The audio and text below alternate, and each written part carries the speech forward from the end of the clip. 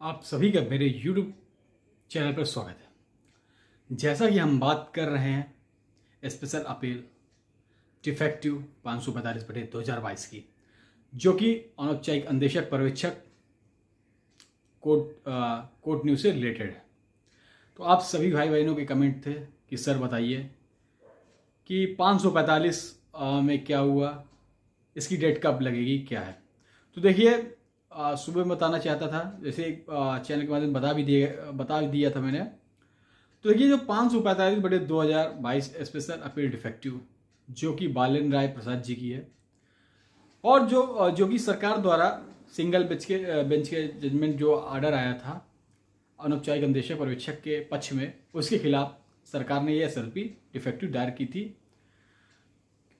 थी, क्योंकि वो उस पर स्पेशल अपील डिफेक्टिव को मैं बता ही चुका हूँ कि जो भी ऑर्डर था वो उस पर डिफेक्टिव कर उस पर ऑर्डर पर बहस कर कुछ संशोधन कराना चाहती थी, जैसे कुछ ऑर्डरों पर उसने कराया भी था।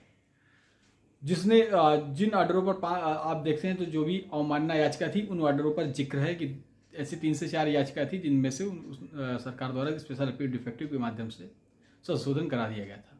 लेकिन सरकार की बहुत कई याचिकाएं खारिज भी हो चुकी थी।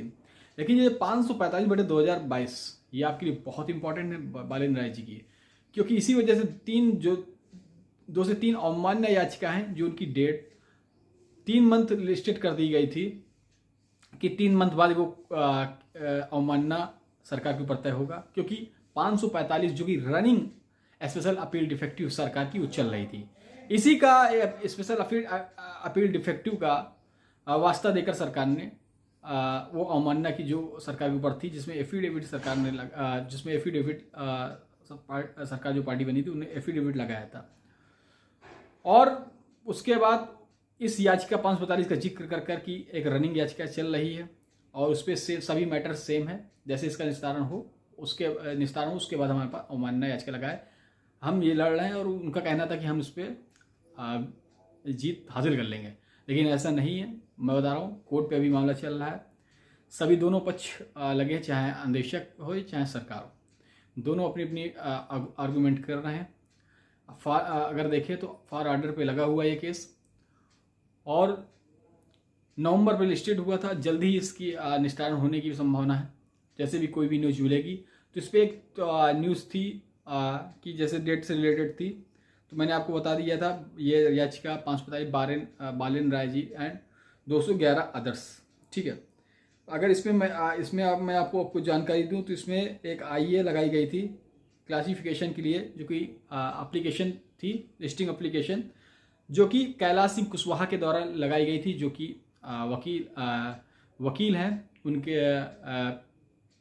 अगर देखें तो इस पर प्रतिवादी पक्ष के अंदेशक पर्यवेक्षक के पास से ये जो कोर्ट में बहस कर रहे हैं, इन्होंने जो IA लगाई थी, लिस्टिंग एप्लीकेशन जो दी थी 18 सितंबर 2023 को दी थी इन्होंने। और इसकी लिस्टिंग अगर डेट देखें तो आज यानी कि 21 सितंबर को इसकी लिस्टिंग दिखा रहा है। वही जज हैं मनोज कुमार गुप्ता जी, दोनादी रमेश जस्टिस, ये दोनों जज हैं जिन्होंने इसको 14 सितंबर को सुना था। 14 सितंबर को हड़ताल होने की वजह से हड़ताल थी, फिर उसके बाद 15 से हड़ताल हट गई थी, 15 सुचारू रूप से कोर्टें चलने लगी थी। लेकिन अब आज इसका जो डेट है वो फाइनल हो जाएगा, किस डेट को सुनवाई होगी। बेंच यही रहेगी मेरे ख्याल से,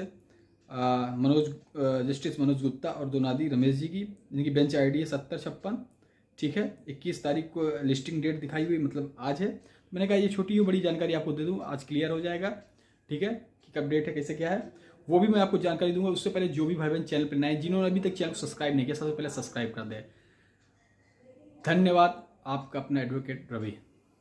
फिर मिलेंगे एक नई सूचनाओं के साथ।